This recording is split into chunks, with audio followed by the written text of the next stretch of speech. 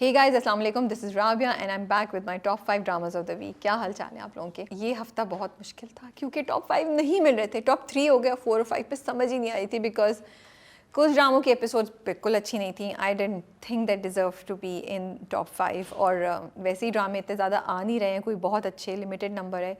एक वो टाइम होता है जब बहुत ढेर सारे ड्रामे होते हैं और ये वो टाइम है जब इतने ढेर सारे ड्रामे नहीं हैं। रमज़ान स्टार्ट हो रहा है तो लेट्स सी क्या होता है। 3 नए रमज़ान ड्रामे हमें पता हैं, 2 हम टीवी से आ रहे हैं और 1 ग्रीन से आ रहा है। सो लेट्स सी कि इनमें से इस बार विड दे डिसअपॉइंट अस और will we actually have a that time back जब रमज़ान ड्रामे वाकई बहुत अच्छे होते थे। नंबर 5 पे हमारे पास है सारा आपी। जब बाकी ड्रामे अच्छे नहीं हों तो फिर कुछ ड्रामे जो शायद ओरिजिनली नहीं आ सकते हों वो आ जाते हैं। तो इसकी 4 एपिसोड्स आ गई हैं। बहुत टिपिकल ड्रामा है लेकिन somehow I am watching it, I am not finding it boring and curiosity है कि अच्छा क्या हुआ था, क्यों शादी की थी बुरहान ने हानिया से और सारा पी का क्या चक्कर है। और एक थोड़ा सा टिपिकल और साजिशी किस्म का है बट समहाउ एग्जीक्यूशन ऐसी है कि आप देख रहे हैं कास्ट भी उन्होंने अच्छी ली हुई है तो वो भी बड़े अच्छे फेसेस और स्ट्रॉन्ग परफॉर्मेंसेस आपको वहाँ पे नज़र आ रही हैं। सिद्रा नियाजी विद समी खान, उन दोनों का कपल ऑन स्क्रीन बहुत अच्छा लग रहा है। खाकान है वहाँ पे, अदील है वहाँ पे, सो बहुत इंटरेस्टिंग चीज़ें, निम्रा है वहाँ पे। तो इंटरेस्टिंग कास्ट है। I am looking forward to कि शायद ड्रामा इससे ज़्यादा और इंटरेस्टिंग हो जाए और बिल्कुल साजिशी मोड पे ना रहे। तो नंबर 5 पे हमारे पास है सारा आपी। नंबर 4 पे हमारे पास है शरपसंद। इस बार की दोनों एपिसोड थोड़ी सी मुझे स्लो लगी और काफ़ी क्वेश्चनेबल उसमें मुझे चीज़ें नज़र आईं जो आप हमारा रिव्यू मेरा और शाजिया का फ्राइडे को गया है उस पर सुन सकते हैं आप कि क्या हमारे इश्यूज़ थे, क्या कंसर्न्स थे। और लेट्स सी कि ड्रामा ख़त्म कब होगा क्योंकि अभी भी काफ़ी चीज़ें रहती हैं कि फ़िदा और सनम की जो लड़ाई हो गई है तो क्या वो वापस जाएगी नहीं जाएगी, क्या उन दोनों की अलहदगी हो जाएगी, एक बड़ा सवाल है। All the fans are not liking it. फिर उधर ईमान का क्या होगा, क्या उसकी हमाद से शादी हो जाएगी, वली का क्या होगा। सो दे आर लाइक 3-4 ट्रैक्स जिनको अभी आपने देखना है कि वो संभलेंगे नहीं संभलेंगे, क्या होगा। So I don't know how long this drama is gonna go because I think it's time to wrap it up now. Number 3 पे हमारे पास है कफ़ील। कफ़ील बहुत अच्छा है, बहुत स्ट्रॉन्ग है, लेकिन नंबर 3 पे आने की वजह उसका नीबर का ट्रैक है। बिकॉज आधा अगर 50% ड्रामा आप वो देख रहे हैं जो आप नहीं देखना चाहते तो मुझे लगता है कि व्यूबिलिटी जो होती है और ऑडियंस में उसकी एक्सेप्टेंस बहुत ज़्यादा उस पर फ़र्क पड़ता है।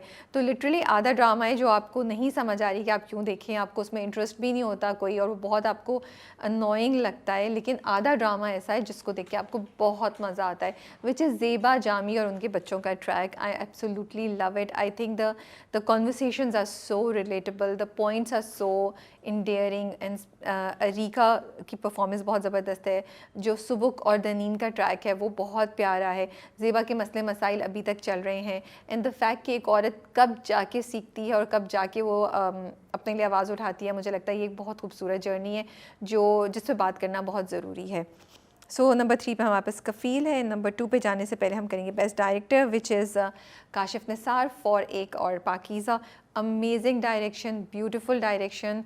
इट्स सच वेल डायरेक्टेड कि आपको एक भी झोल नज़र नहीं आता। ड्रामा इतना इंटरेस्टिंग है कि आप 1 मिनट के लिए भी इधर से उधर नहीं हो सकते। कॉन्वर्सेशंस हैं लेकिन फिर भी आपको सुनने में मज़ा आता है क्योंकि बैकग्राउंड म्यूज़िक, विजुअल्स वो इतने अच्छे हैं कि वो आपको बोर नहीं होने देते मोनोलॉग से भी। जैसे पाकीज़ा जब अपने बाप के पास जाती है और वो बाप से सॉरी बोलती है कि मैं खुदगर्ज हो गई थी, और जब वो बोलना शुरू करती है तो बैकग्राउंड पे वो लगाते हैं वही वाली आवाज़, वन मोर, वो जो जब उसने वीडियो रिकॉर्ड करते हुए बोला होता है क्रिकेट की commentary. And so while you are listening to Pakeezah's emotional speech, आपको भी एक डबल इमोशनल फीलिंग होती है बिकॉज आपको वो आवाज़ भी सुनाई दे रही होती है, वो ट्रॉमा भी याद आ रहा होता है। तो इतने खूबसूरत तरीके से उन्होंने आइडियाज़, साउंड्स, विजुअल्स के साथ खेला है कि they are not just visuals and music, they are actually thoughts, they are actually emotions जो वो आपको कर रहे हैं कि आप यहाँ पे डबल इमोशन में हैं कि आप उसके लिए रो रहे हैं कि वो अपने बाप से माफ़ी मांग रही है और कि एक बेटी की इतनी स्ट्रेंथ है that she is giving up her right to justice for her father, but at the same time it is hitting you again and again that what had happened to her, the trauma that she had gone through, उसके साथ जो ज़्यादती हुई है। सो इतने strong emotion से drama आपको लेके जा रहा है। And I love the speed, the pace of the drama which is so good.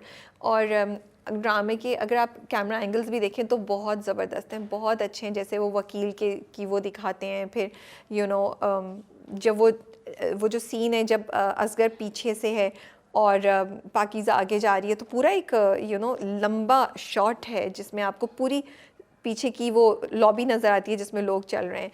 तो ये छोटी छोटी डिटेलिंग है। इसके अलावा और भी बहुत सी चीज़ें, जब जूते थे तो वो जूते एक के ऊपर एक आ रहे थे और सब चीज़ें। और पाकीज़ा की परफॉर्मेंस, सहर खान की performance, to get this kind of performance from such actors जिनके पास शायद इस तरह के रोल करने का इतना एक्सपीरियंस नहीं है, ये एक बहुत ज़बरदस्त चीज़ है। वो एक नई साइड एक्टर्स की लेकर आ रहे हैं। तो it is beautifully directed and it is such a joy to watch this drama. Number 2 पे हमारे पास है मुअम्मा। बहुत इंटरेस्टिंग है, इतना मज़ा आता है मुअम्मा देखने में। आई love watching it because it's not just simply एक ड्रामा जिसमें एक बेचारी औरत है। मतलब मैं सोचती हूँ यार जीजी कितनी ज़बरदस्त है ना, जीजी के कितने साइड्स हैं कि वो यहाँ भी मैनिपुलेट कर रही हैं, वो भी कर रही हैं, ये भी कर रही हैं।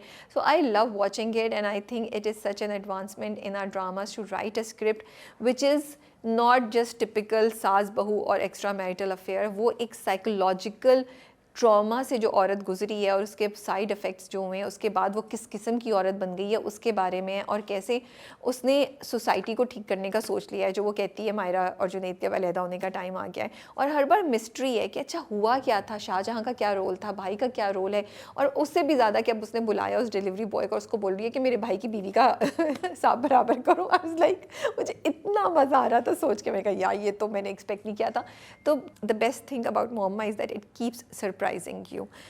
नंबर 1 पे जाने से पहले हम करेंगे best actor male and female. Best actor female goes to Sehar Khan as Pakeezah इन एक और पाकीज़ा। मुझे नहीं लगता मेरे पास इनफ वर्ड्स हैं, शायद ये मैंने पहले भी ये जुमला बोला हो सहर खान के लिए जब वो तन्मा नीलो नील करी थी, और उस वक्त हमें लग रहा था वाओ। लेकिन आई थिंक अब जो मैं उनकी परफॉर्मेंस देख रही हूँ, उस परफॉर्मेंस ने शायद उसको भी मात दे दी है, बिकॉज इतनी कोई खूबसूरत, इम्पैक्टफुल, दिल को तोड़ देने वाली, दिल को जीत लेने वाली, आपको रुला देने वाली परफॉर्मेंस है। जब असगर के साथ वो बैठती हैं और पहले वो खौफज़दा होती है, फिर आहिस्ता आहिस्ता वो ना उसका एक्सप्रेशंस चेंज होते हैं पाकीज़ा के। फिर जब वो सैंडविच खाती है जल्दी जल्दी से, उफ मैं बोल रही हूँ तो मुझे गूज़ बम्स आ रहे हैं, कि इतनी अच्छी परफॉर्मेंस थी। And Pakeezah is not saying anything, Sehar Khan is delivering all these emotions through her expressions.